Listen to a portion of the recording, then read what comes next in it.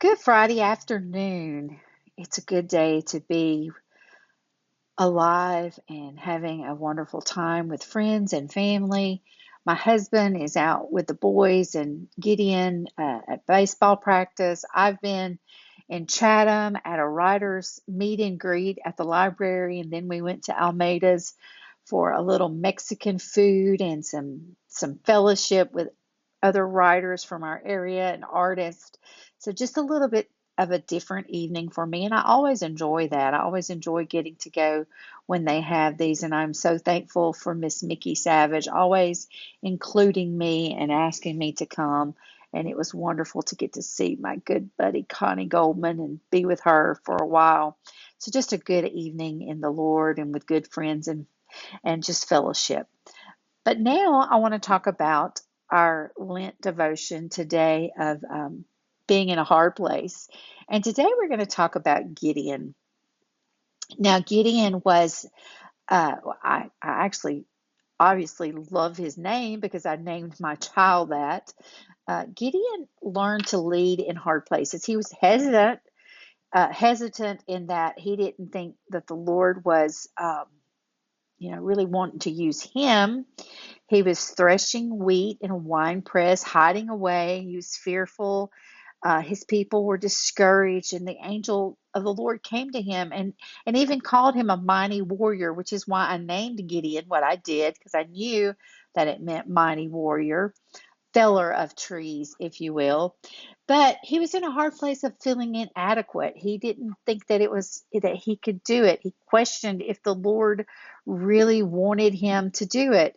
And so he put a fleece before the Lord and he said, Lord, if you want me to do this, there'll be dew on the fleece and the ground will be dry, and I'll know you want me to do it. And so that night, the Lord soaked the fleece, kept the ground dry, and then Gideon looks at it and said, but Lord, if it's really you, then let the fleece be dry and the ground be wet. And so again, God was patient with him. And the next thing you know, when he wakes up the next morning, sure enough, it was just as he asked. The fleece was dry, the ground was wet. And so he said, okay, Lord, I'll go. I'll do it. And then he wanted to take a ton of men with him, 32,000 to be exact. And the Lord's like, no, Gideon, I want you to pick, I'm going to pick certain men, and here's what they have to do. I want them to drink water a certain way when they get to their drinking water in the river or the creek, wherever it was. And so, sure enough, God showed Gideon that he didn't need 32,000 men to accomplish it. He only needed 300. Now, he was in a hard place because he was coming up against the Midianites, and they had already had so much oppression and fear among the people for what they had done. But the Lord was showing Gideon that in those hard places, it's not our efforts, it's not what we can do, it's what we do when God calls us to it, and He will show up for us. And He showed up for Gideon, and they won the battle. And Gideon was a mighty warrior, and not only that, he was an excellent judge for years.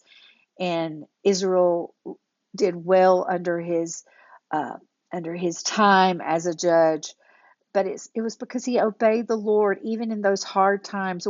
Now, if I was up against an army today, and the Lord's like, you don't need it, you don't need all that, you don't need weaponry, you don't need a shield, you don't need all these things, you just need to do what I tell you. It's kind of hard. The Lord knows how to put us in those hard places, but as we can tell from Gideon's story, if the Lord puts you there, if the Lord tells you to do it, even if it's hard, it's going to be okay because it's not our might anyway, it's His might. And I love Him for that. God bless you. I hope you have a wonderful weekend. We're going to continue to learn more as we continue this Lenten season about all of the different Bible uh, characters, all of the people that we can learn from, and we can grow in our own strength and face our hard times and our hard places. God bless you. I love you.